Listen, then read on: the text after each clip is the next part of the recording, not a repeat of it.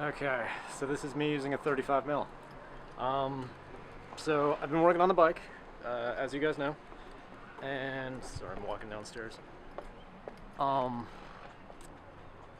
lot of things have been happening. Sorry if you can hear the autofocus on that thing. It is kind of loud, and I know the autofocus has been terrible. I know my last vlog was entirely out of focus, or the first vlog, I can't remember. But project update. I got all the welding done that I needed to. After the mock-up, I placed a bunch of stuff and basically had to weld a ton of brackets in place. So this is that. We watch you, your expert double X's. It's just like you. Okay, so here's some of the welding that was done. What I meant to say is not placed a bunch of stuff, but made a bunch of marks. That way I could come back and weld everything in the same place.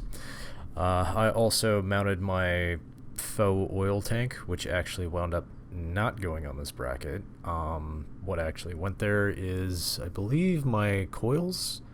Yeah, my ignition coils. And drill with pilot holes, so that way your bigger holes are actually in alignment. The two holes that you see in the frame right there are actually for my Springer seat. Placing bolts as normal. Still placing bolts as normal. Oh, there you go. Yeah. Springs were about 14 bucks, I think, on Amazon. I also made a bracket for my headlight. So, as you can see, I took just a flat piece of steel. Just cut out a triangle because that center of the triangle piece is actually going to attach to the Springer front end, and what I'm marking now is my holes for the headlight assembly itself, and that's going to hang upside down in front of me. I'm not sure if I want to keep it that way or not, but that's how it is right now. And this is me drilling and making I believe a pilot mark, so that way my drill doesn't walk or anything. Yeah, ton of drilling. Also, what the hell happened to my hair? All of this was actually done before the beginning part of the vlog. And just because I'm nice and I like to have things have a nice finish, I dremeled the edges a little so that way they wouldn't, I guess, cut into the frame or anything. Also, you'll go through quite a few Dremel bits. I went through like a stack of cutting wheels. As you can see, I broke one off. I also measured my fender. This is me making my marks. And of course, cut my fender to how I wanted it. This is how everything is after some of it's been wired up. All the blue and pink zip ties and all that kind of stuff are just keeping things in place that I eventually want to have in that place, I guess. It's basically like you keep mocking up and then you keep making things permanent. And I think I just lost a nut. I did just lose a nut.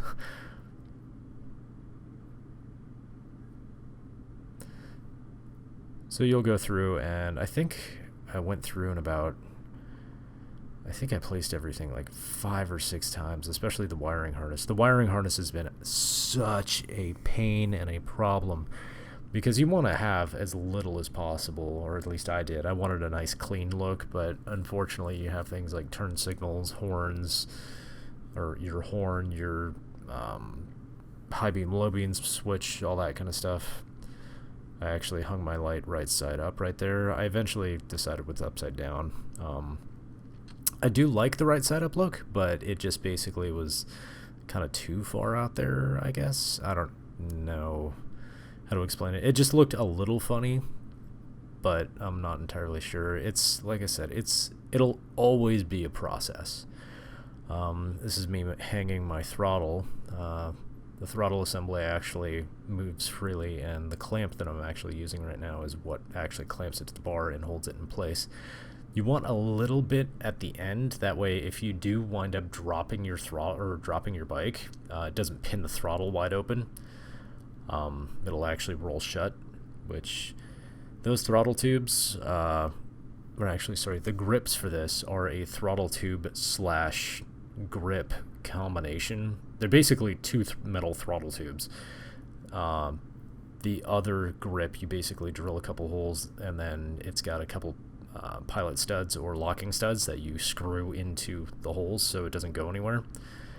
I don't really recommend them because these things are like, these grips are $70, and you'll go through a set in a year or two.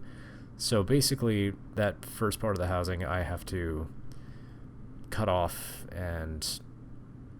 or detach and then buy another set of grips eventually, which I don't know if Kuryakin makes.